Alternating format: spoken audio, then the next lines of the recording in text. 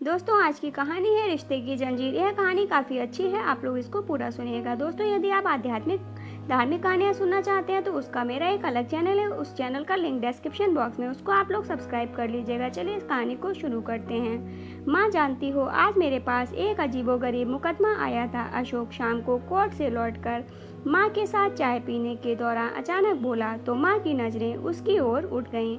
हाँ माँ, आज एक ऐसा मुजरिम मेरे सामने आया जिस पर शराब पीकर किसी की हत्या करने का आरोप था। पर जानती हो, जब सरकारी वकील ने उससे कारण पूछा तो उसने अपने पिता को कटघरे में खड़ा कर दिया। माँ, मैं समझी नहीं।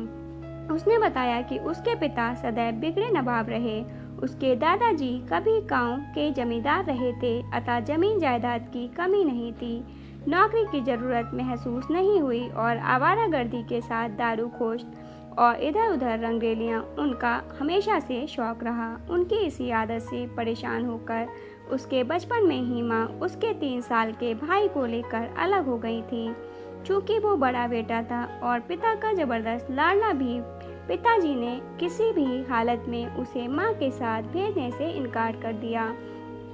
माँ के जाते ही वो और स्वतंत्र हो गए और उसकी भी हर जायज़ नाजायज़ जिद पूरी करने लगे। हालात ये हुए कि युवावस्था की देहरी पर कदम रखते ही वो भी बाप की राह पर चल पड़ा था। उसने सीधे सीधे कहा, जज साहब, बचपन तो गीली मिट्टी की तरह होता है। जिस मूरत में माँ बाप डाल देते हैं, बच्चा उसी मूरत में ढल जाता है। तो जब वही बच्चा बड़ा होकर वही सब कुछ करता है जो उसने माँ बाप को करते देखा, तो वो क्यों मुजरिम करार दिया जाता है? जिसने वो मूरत गढ़ी उसे क्यों नहीं? जज साहब, मैं कबूल करता हूँ कि मैं शराब पीकर कोठे पर गया और जब सिताबोबाई की 12 साल की बेटी के साथ ठाकुर लाल ने गलत हरकत करने की कोशिश की तो मेरा खून खौल उठा और उसे रोकने की चेष्टा में कब मेरे हाथ से उसका खून हो गया मुझे खबर नहीं। पर जब मैंने अपनी 16वीं सालगिरह पर पहली बार शराब पी थी तो पिता ने मुझे क्यों नहीं रोका? उल्टा उन्हें गर्व हुआ था कि उनका बेटा अब बड़ा हो गया है। माँ, आपको क्या हुआ? तबीयत तो ठीक है? अचानक माँ का पीला पड़ा चेहरा देखकर अशोक घबरा गया। माँ, कुछ नहीं, मैं ठीक हूँ। हाँ, तुमने क्या नाम बताया उसका? सोनल ने खुद को संभालते हुए पूछा। शायद विक्रम था, विक्रम ठाकुर, निवासी ललितपुर। एक बार सोनल का दिल बैठ सा गया, जिसकी उसे 25 साल तक रात दिन आशंका रही थी, वही आज सच बनकर उसके सामने था। किसी बहाने से वो उठकर अपने कमरे में आ गई। विक्रम, यानी उसका अपना बेटा विक्रम, वो बेटा जिसके होने पर उसमें पहली बार मातृत्व का भाव जागा था, जिसको सीने से लगाकर वो खुशी के साथ में आसमान पर पहुंच जाती थी और जिसको छोड़ के आने के बाद भी कोई दिन ऐसा नहीं बीता जब उसे उसकी याद नहीं आई हो। आज वही बेटा शराब के नशे में कत्ल के इल्जाम में अपने ही छोटे भाई की अदालत में खड़ा है। उसकी आंखों से आंसू बहने लगे।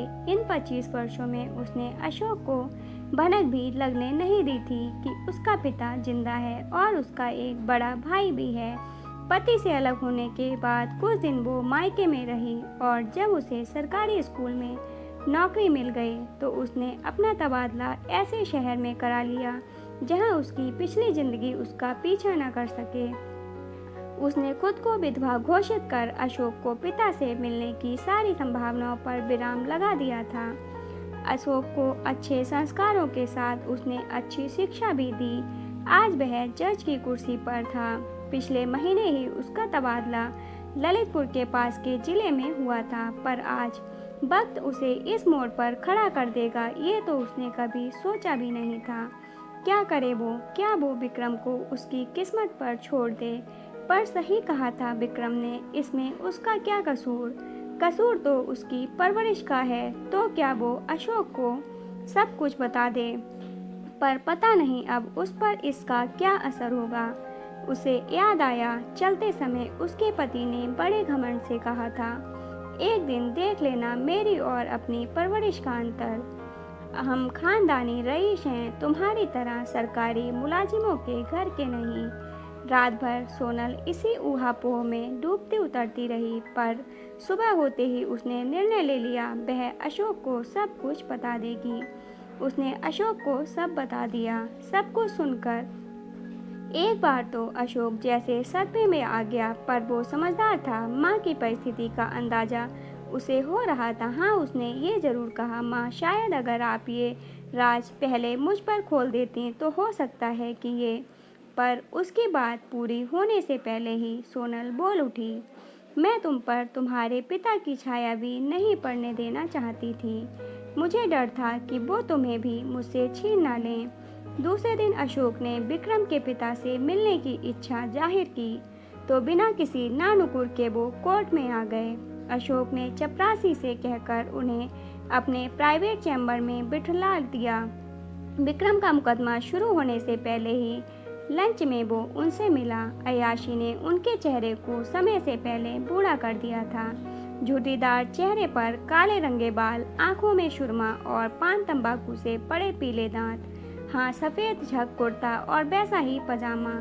एक बार तो वो सोच ही नहीं पाया कि यह आदमी उसका पिता भी हो सकता है। उसने कभी अपने पिता की तस्वीर तो नहीं देखी थी, पर बालमन ने अपने पिता की वात्सल्य और तेज से ओतप्रोत जो छवि बनाई थी, वो आज भी उसके मस्तिष्क की चदरिया पर ज्यों की त्यों धरी थी।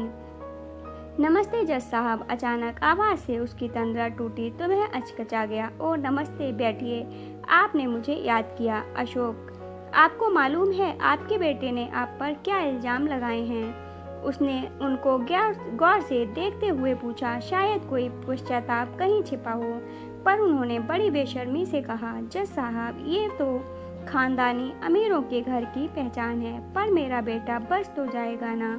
उससे ये कत्ल किसी की इज्जत बचाने के दौरान हुआ।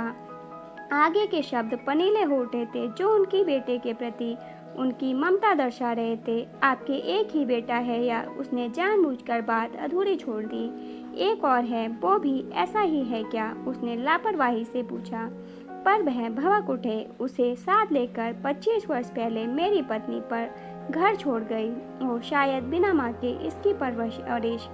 अशोक ने कुछ कहना चाहा, पर ठाकुर साहब बीच में ही बोल पड़े, इसको खानदानी संस्कार देने में मैंने कोई कमी नहीं की है। तभी तो वो एक तवायफ की बेटी के साथ भी किसी की ज्यादती बर्दाश्त नहीं कर सका हूँ। तो ये हैं आपके संस्कार कि बेटा कोठे पे जा रहा है, शराब पी रहा है और आप उसे रोकने के बजाय उसको बढ़ावा दे रहे हैं। अशोक के स्वर में दुख के साथ व्यंग उतर आया। आपको इसे भी इसकी माँ के साथ भेज देना चाहिए था, तब शायद इसकी जिंदगी। तब कौन ये जैसा बन जाता? ठाकुर साहब बीच में ही व्यंग से बोल उठे। क्या पता हो ही जाता, अशोक ने फाइल पलटते हुए जानबूझकर लापरवाही से कहा। तो ठाकुर साहब तैश में भर उठे। मुझे मालूम है मेरा छोटा बेटा भिखारियों की तरह जी रहा होगा। आपने कभी उसके हाल जानने या मिलने की कोशिश नहीं की? अशोक ने उनका मन पड़ना चाहा, पर उन्होंने तेजी से बात पलट दी। उसका जिक्र छोड़िए, मेरे बेटे की बात करिए। ये बच तो जाएगा ना? अब ये तो साक्ष्य ही बताएंगे। अभी क्या कहा जा सकता है? अशोक ने चपरासी को बुलाने के लिए घंटी बजाई।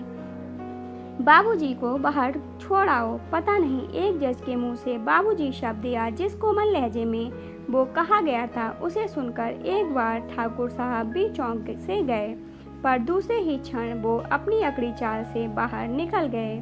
रात भर अशोक बहुत बारीकी से केस स्टडी करता रहा। हालांकि अपना जुर्म विक्रम कबूल कर चुका था, पर भीतर से ना जाने क्यों उसे लग रहा था कि भले ही विक्रम कितना भी शराबी हो, वह किसी की हत्या नहीं कर सकता। एक क्षण को तो उसे अपने भाई की साफ गोई पर भी गर्व हो उठा, पर दूसरे ही क्षण उसका मन अपने मुस्लिम भाई के प्रति सहानुभूति से भर उठा। काश माँ के साथ वह भी आ जाता। पर दूसरी सुबह कोर्ट जाते समय उसका मन बहुत शांत था। उसने पक्के सबूत और गवाहों के आधार पर अपने फैसले में यह लिखकर कि विक्रम द्वारा किसी नाबालिग की अस्मत बचाने के प्रयास में अभियुक्त से हुई हाथापाई के दौरान अभियुक्त के हाथ में पकड़ी हुई छुरी उसके पेट में लग जाने से उसकी मृत्यु हुई, क्योंकि छुरी पर उंगलियों के निशान केवल मृतक के थे, विक्रम के नहीं। विक्रम को मृत्युदंड से बरी कर दिया। पर कोर्ट से निकलने के पहले उसने ठाकुर साहब से अपने चैम्बर में मिलने की पेशकश की थी, जिसे स्वीकार कर वह तुरंत ही उससे मिलने पहुंच गए। अब तो आप बहुत खुश होंगे कि आपका बेटा बरी हो गया, पर हर बार ऐसा नहीं होगा।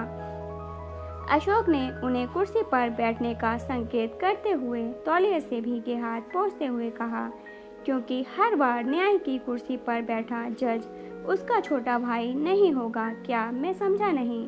आप ठाकुर साहब की बड़ी बड़ी आंखें हैरानी से जैसे निकल पड़ने को तैयार थीं। हाँ, मैं विक्रम भैया का छोटा भाई हूँ अशोक।